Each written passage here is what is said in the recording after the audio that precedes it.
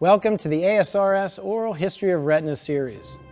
The purpose of these interviews is to capture first-hand stories from individuals with unique retinal insights of historical significance. Through these discussions, we will fill in gaps in our understanding of the evolution of the science and practice of retina. And it's our hope that these discussions will serve as the illuminating element in the larger mosaic of the history of retina.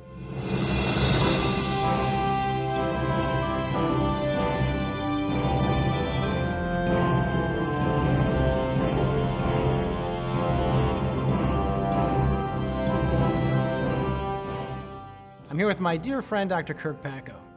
Kirk has been in practice with Illinois Retina Associates in Chicago since 1985.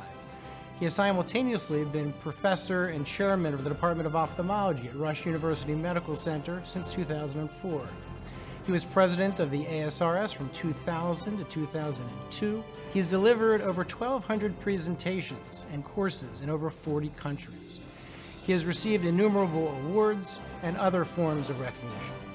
Kirk has received worldwide fame and the admiration of his peers for being a masterful surgeon, a consummate educator, and what I would refer to as the creator of the theater of retina. It's Kirk's unique ability to combine his art and his intellect with his remarkable storytelling skills that makes him a legendary teacher of retina. I'm so delighted to have you here, Kirk. Pleasure to be here, John. You were president of the ASRS from 2000 to 2002. You served on its board for over 18 years. Words frequently used to describe you and your contributions to help transform the ASRS from a small meeting-based organization to an organization that now encompasses all things retina include strategic thinker, visionary, and heavy lifter. You started the ASRS Film Festival Award in 1999. You came up with the idea for the PAT survey that we launched together that same year. You were behind the launch of the Vitreous Society Times, the precursor to the Retina Times in 2002. Your unique creativity was constantly on hand as you produced one Retina-themed movie poster after the other that we used at our various meetings. And this logo that you created for the Cancun meeting, of which you were the program director, is spectacular. How long did it take you to find each of those little images on the internet and paste them into that logo? Yeah, they weren't found on the internet. Those were ones that came out of the back of my brain to do it. But it took a long time just to put them all together and to draw each one. But the creation of that was a lot of fun for me. You know, as I was working on the meeting, there's numerous things you have to do as a meeting director and a gazillion hours spent doing it. But I would take a break. And instead of taking a break and relaxing, having a cup of coffee, I would turn on Photoshop and create another layer and do something for a little while. It's kind of like stepping back and painting for a little while as relaxation or playing something on a piano. That was my way to relax in the creation of that, and I had great fun doing it. Wow, quite a way to relax. At the 2019 ASRS annual meeting, you were awarded an eponymous ASRS Service Award, aptly called the Packo Award. In recognition of your truly exceptional contributions to the ASRS, in fact, to all of retina over the last 30-plus years. In that award presentation was a video created by your former fellow, Renaud Duval, that exceptionally captured the essence of who you are and what you've accomplished throughout your career. Well over 1,000 people in that audience gave you a standing ovation that lasted over 4 minutes. What was going through your head at that moment? It was a real out-of-body experience, John. That award was given to me for service to the society and for things that I've done for the profession through the society. It was never a goal to have that award come from that. And as I looked at it, it was just wonderful to see how people felt about my efforts. It was even more wonderful for my family to be there to share it with me, because they were the people that gave up a lot of their time for me to allow to do that kind of stuff. So who would you say was your mentor in life? My biggest hero from my ophthalmology program was Mort Goldberg. And what was it that Mort did that was kind of transformational for you?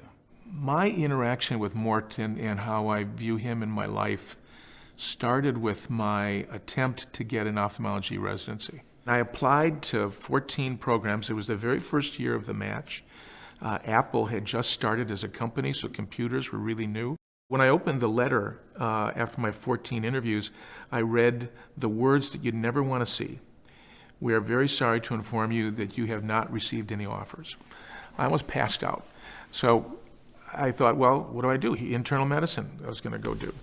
And then I found out the next day that my number one choice, which was the University of Illinois, still had an opening. They only matched 7 out of 8. Why? Because they only ranked 8 people. They didn't know how to work the match. It was the first year. So I called them and I told them I'm really very interested, and if you still want to consider me for that spot, and they invited me back for a second interview. I had enough, I guess what's the word, the Yiddish have a word, chutzpah.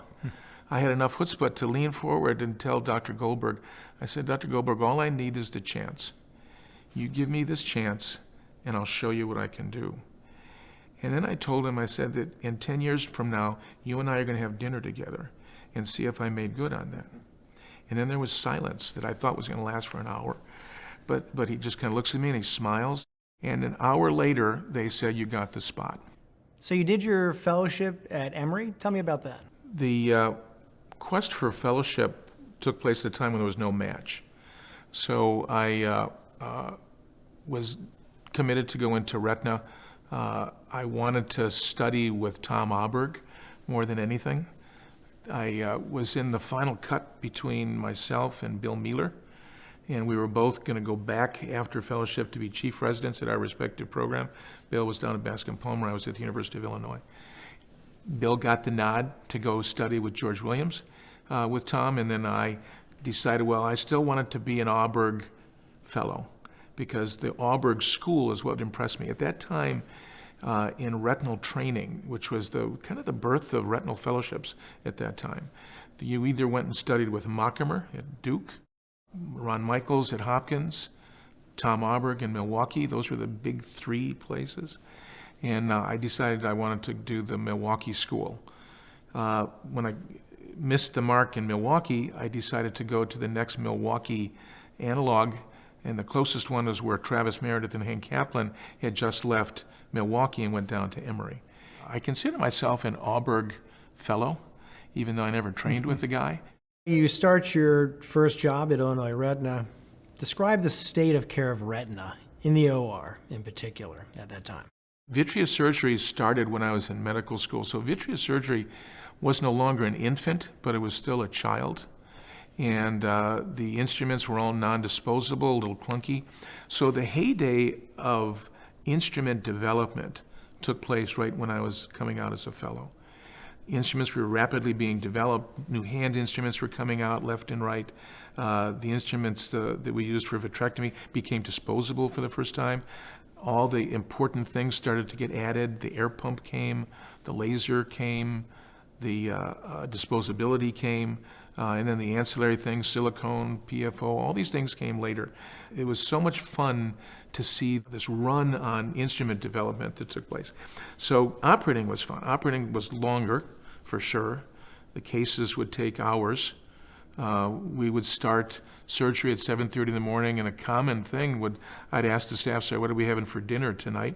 And we'd order pizza or whatever, and then we'd usually end up operating till 11, 12 o'clock at night.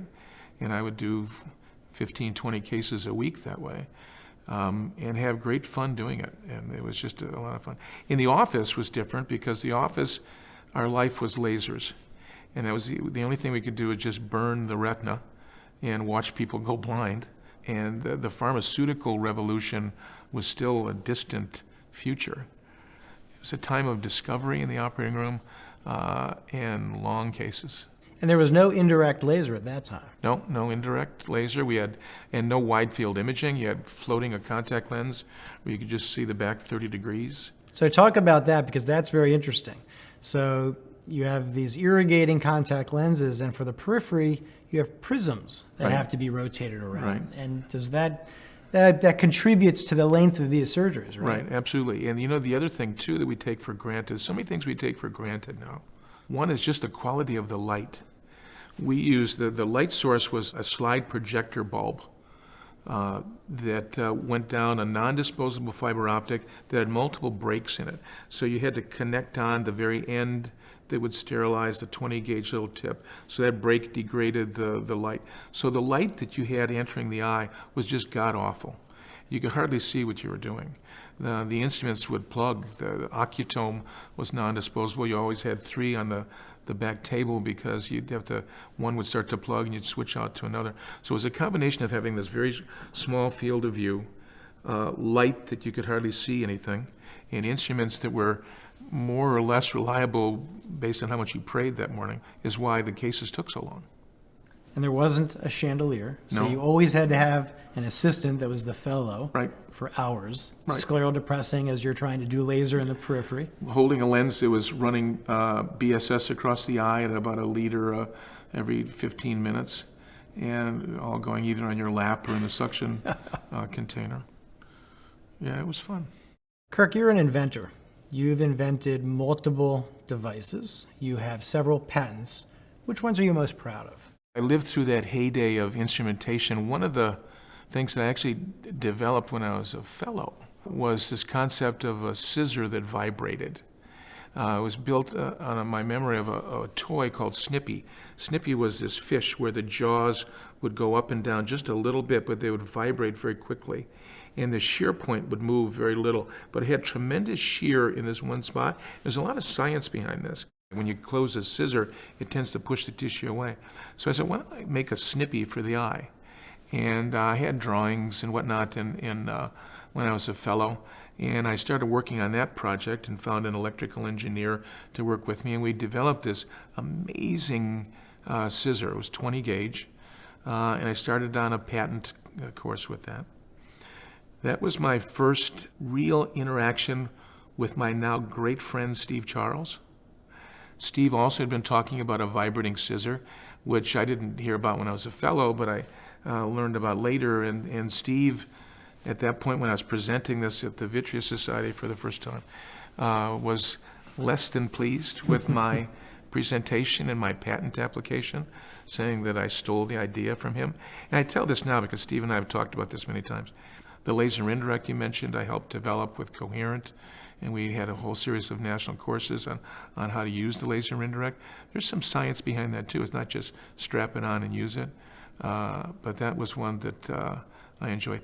And probably the one that I think behind the scenes made the biggest impact on was transconjunctival vitrectomy. Jean Dewan had his classic paper come out in 2002 on transconjunctival vitrectomy. It's the basis of what we do, 25 gauge. In 1992, I had a transconjunctival vitrectomy probe. My concept was to use it for vitreous tap, for endophthalmitis, biopsies, and the like. So it was once in, once out. So I didn't have the cannula system to go in and out, but it was still a 25 gauge probe, went transconjunctivally, sutureless. And Jean saw this and said, in typical Jean Dewan inventive mind, said, you know, this could be so much more if we were able to do it for everything, not just a vitreous tap. And 10 years later, he was the one that revolutionized everything. And the credit goes to Jean, not to me, but it's just how we build on each other's ideas, and one thing leads to another. There's really very few truly unique transformational changes. Right. Most are incremental. Yep. You know, that's how science and once in a while there is one. technology moves. And that's when you say, wow, Yep. how did that happen? And it just didn't happen like that. It happened because of a lot of thought, building on other people's ideas that weren't going in the right direction, and then ultimately you learn how to put it all together to make it work. Indeed. Intraocular gases. The story of the commercialization of intraocular gases is really interesting, and you were at the epicenter of that story. Tell me about that. Yeah, this is my ticket to heaven, John. And so the one contribution I made to my field that I think someone else would have made eventually. But what had happened at that time with gases is that we were using intraocular gases, C3F8, SF6. We were buying them from the industrial market. They were non-patentable gases, very simple. The electronics industry used these gases by the ton to make circuit boards and things. And there was a woman who claimed she got hepatitis from C3F8 from the company that we would buy it from in Florida called the PCR Corporation. It had nothing to do with the genetic test, but and so this is an industrial company that sells mainly to General Electric, okay? And they were saying, why are we being sued for hepatitis? We're not a medical device company. And they said, okay, that's it. We're not selling to anybody who has MD after the name. No more hospitals can buy these gases. The FDA wanted desperately to have this as a product. They were behind the doctors trying to get it. But you couldn't patent them. They were simple compounds that just need to be purified and go through the expensive process of getting them FDA approved. The FDA was trying to make that easy, but no one stepped to the plate. So we couldn't buy gases. So I had a tank of SF6 in the operating room. I didn't know how much was left in it, and you couldn't buy it anywhere, and no different than anybody else in the country. My scrub nurse called me one day and said that another doctor, a retina doctor at my institution, was not in my practice, but was also operating there, wanted to borrow my SF6. And would that be okay? Because I had bought it and brought it in.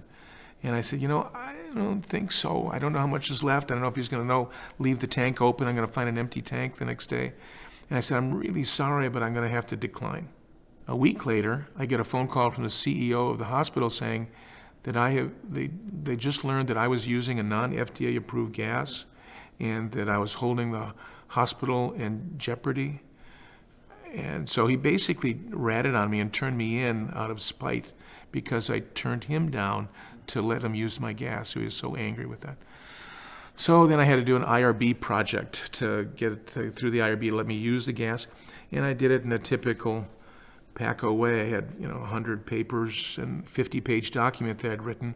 And I realized when I was handed this document to the Irb, which happened very quickly at my hospital, here's the PMA application that the FDA wanted. So I went to a company called Scott Medical, who was an anesthesia gas company that was also gearing up to provide gases to the silicone oil study. So they were giving a medical grade C3, F8, and SF6 to ophthalmology, but they weren't planning on commercializing it. So I met with the head of the company and I said, here you need to make an FDA application and sell this. And he said, we're not in the ophthalmology world and market. I go, well, you could be.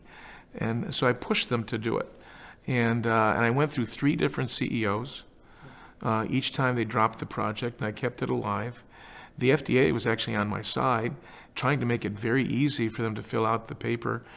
While we were writing the PMA, the guy who was doing it in Washington has a giant retinal tear and needs C3F8 put in his eye, which I found was a little ironic. But we got through that. Gary Abrams and I then wrote the package insert. They got it approved for pneumatic retinopexy because they felt that was the easiest way, which was not what we recommended to them, but they did it nonetheless. And then they had gases FDA approved. Escalon and Alcon then started selling it as an OEM arrangement, and then now it's worldwide in use. But I flew to their company in Plumsteadville on the East Coast and went to New York a couple times, all on my dime. That's my ticket to heaven. No, I never got a penny for any of that, but I felt, and it was really my desire and push in the ASRS at that point, still the Vitreous Society, to get new devices out. I was on the new device committee. So this was my gift as part of my committee development, was to get gases out. And so I'm very proud of that. And again, the gases would have been FDA approved somewhere along the line, but at least I helped it. And it all came out from the spite of another doctor who was so angry with me that I wouldn't let him play with my gas to begin with. Well, that's quite a gift because intraocular gases have been and still are so imperative in what we do. Yeah. You brought up giant retinal tears, and that, today, giant retinal tear, we're going to inject perfluorocarbon liquid to flatten the retina. Yeah. And then do a fluid air exchange and put gas in. You didn't have PFO at that time. When I was a fellow, we turned the patients upside down. And we had the striker table to flip people around. So you get on the floor and operate with the indirect up, and spit and would be floating in your face during the time, but that's how you fixed it. So I get into practice in '85. There's still no fluorocarbon liquids. And I requested to buy a striker table. because that's how else are we going to fix it. There were other ways to do it, and we had retinal tacks for a while, which were kind of fun to operate with. But it was an expensive table. And as I was requesting things, dollars are dollars, so the hospital kept taking that off the list because they didn't want to buy this $40,000 table. And finally they agreed to buy it. But it took 6 months to get it made. 3 months after the order was put in, Stanley Chang presents his work on fluorocarbon liquids, which I went out and I bought a bottle of it at the industrial market for $20, and I started unrolling retinas with it, and I realized, oh my God, this is the next step in the evolution, and I don't need this stupid table I ordered. So then the table arrives. So they present this in the operating room. You finally got your table, Dr. Packo. And I thought, well, all right. So I did one case with it, just enough for me to get a picture of me lying on the floor underneath it, and it worked beautifully. And who knows where that table went? But I did only one case with it. But then Stanley's contribution of fluorocarbons was again another game changer. And again, it wasn't his idea to use it in medicine. It was originally fluorocarbons came out as a artificial blood substitute by Leland Clark. Top 2 events or experiences in your career that provided you with the greatest sense of satisfaction. What were they? Well, there's no question that my 18 years on the board of the ASRS were something that's part of my heart. My soul is in that society. I so am thrilled with what I was able to contribute to a concept that was already on board. It was an open society that at that time was just putting on a great meeting, and I looked at it as something that could be so much more and be representative for all of us and to fight in Washington and do things. So I was part of that evolution, and I'm thrilled to have a part of that in my life. Meeting-wise, too, I was the drama retina guy, right? I was the director. So we put on a meeting in 1992 called New Dimensions in Retina. And it was before the American Academy annual meeting. And it was in Chicago. And there was probably nothing in my career that I worked harder on but that meeting, a 2-day meeting. I raised $800,000 in corporate support and spent all but $1,400 of it on the meeting. It was a phenomenal meeting. It got the Academy's attention because it was right before the Academy. We had 1,000 people come, and 1,000 people turn around and leave, and they were all retina people. And the Academy realized at that moment that they needed to change what their direction was, because the annual meeting was basically a comprehensive ophthalmology meeting, taught by subspecialists by and large, but there wasn't really service to the subspecialists. And they looked at my meeting, which won a national award, the Crystal Paragon Award, by Meeting Planners International. It was the #1 meeting held in the world in 1992. The runner-up, #2, was Microsoft's annual meeting. And #3 was the Hilton hotel chain. So we were the #1 meeting in the world in 92.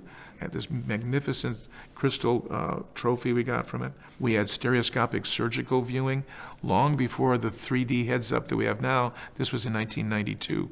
So everybody had the polarizing glasses on in the theater watching these 3D movies. We had a hologram for the cover of the syllabus. Interactive keypads for the first time in a medical meeting, satellite link with the White House to talk to the head of Health and Human Resources. A lot of fun stuff going on. What's the most significant change you've seen in retina in your lifetime? Well, I've lived through a lot of them. The development of instrumentation was huge. I think that, and I would point to vitrectomy as being one of the most monumental contributions of my lifetime. It started in the 70s when I was still around, and it didn't exist before that. In terms of saving people from blindness, that's huge. And I'm not sure it's surpassed by almost anything. The obvious answer would be anti-VEGF therapy and the pharmaceutical revolution as being the most impactful, along with technology and imaging like OCTs, which allow us to see things we never could before. And that both of those happened in my lifetime too, and are continuing to evolve. But if I had to point at it, I just think vitrectomy by itself as a retinal specialist was extraordinary. And because truly blinding diseases were able to be treatable with that. So you spend an awful lot of time in the OR. Have you had any particular experiences in the OR that have been very profound for you? Yeah, there's one, John, and it actually carried through to the office subsequently. You know, we go into the operating room with the goal of reattaching the retina, right? That's what we do in retina. We're accomplishing a structural solution to something. And this happened with our second fellow. I remember the fellow sitting next to me was Mark Hatfield. And I was the hotshot retinal surgeon in Chicago. I was the young guy tackling all the difficult stuff. And a retinal surgeon in town sends me this diabetic patient, one-eyed, the other eye was prosthetic, and he had a tabletop traction detachment in his only eye. And I was Emory trained, knew what I was doing, I was teaching fellows, so I said, yeah, we could do this. And we did the vitrectomy, and at the end of the operation, I remember this like it was yesterday, it looked beautiful. And there was no tears in the retina, which was a real accomplishment back in those days. And I exhibited hubris. And I was so proud of what I did in the operating room with the floating lens and the poor view and the prisms and things. And a month later, the patient's post-op visit, perfectly clear, gorgeous, draped back into position, no light perception. Why? Because he had a bad diabetes and his optic nerve gave out. So I told him, I said, I'm really sorry that this is permanent. We couldn't save it for you. And he says, so you're telling me this is permanent? I said, yeah. So he very calmly then damns me to hell. He says, I hope you burn forever in hell for what you did for me. And he didn't stop. He said, I hope your family knows nothing but pain and suffering. I hope your children are barren, that they never continue your family name. One curse after the other. And I tried to save my soul. I said, my God, wait. I said, hold on a minute. I said, you're the one with the diabetes. You had a bad optic nerve. I did my job. I reattached your retina. And then he says, you got the gall to tell me you did your job? He says, your job wasn't to reattach my retina. Your job was to save my vision. That's why I came to you. And I realized he was right. And that realization hit me so strong that I put my head down on the table and I started to cry. And my nurse, here's the new doctor in the practice, looking at the young doctor crying at the table with a patient who's continuing to shower these curses on him. You talk about impacts that went from the operating room into my life. That was huge. And it brought to me, one, don't get too proud of what you can do. Just try and do the right thing. Make sure the patients understand what they're dealing with and letting them opt out if they want.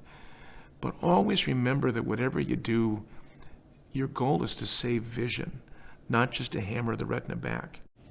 Any particular person or experience that's really had a profound impact on your career? I think that the ones that have transformed me the most, and really all of us as doctors, are our patients. Our patients give us these moments, these human-to-human encounters.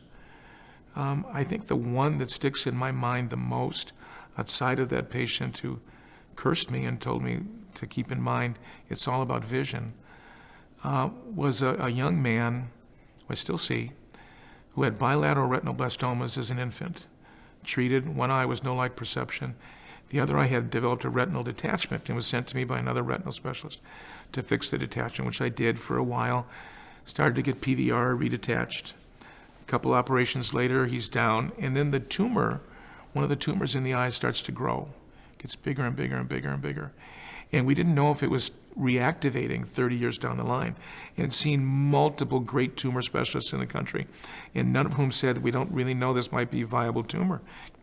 So the decision was made to operate on him one last time and to internally resect the tumor. And no one's ever done that before. And I didn't think it was going to work. I told the young man that you got to be prepared that you may end up with no light perception when I'm done here tomorrow. I told his mother. And he said, well then, Dr. Packo, will you pray with me? And I believe in God firmly, but I don't pray with patients usually. And I said, sure, I'll pray with you. So we lock arms, and what does this young man pray for? You'd think he'd pray, God, let me see your beauty a little bit longer. Guide Dr. Packo's hands tomorrow. It's not what he prays for. He prays for courage. And he said, just give me the courage to get up tomorrow, to come do what I have to do, and to accept whatever will you give me. And touch my mother's heart because her heart is breaking. And not only did he teach me how to pray and what to pray for, but it was that human-to-human interaction, that how blessed are we in the practice of what we do as doctors, especially in retina, where we're dealing with really grave problems, to be able to have that interaction, human being to human being, in that kind of a moment. I can think of no other experience in my career yet that surpassed that moment. Profound. Kirk, thank you so much for chatting with me today.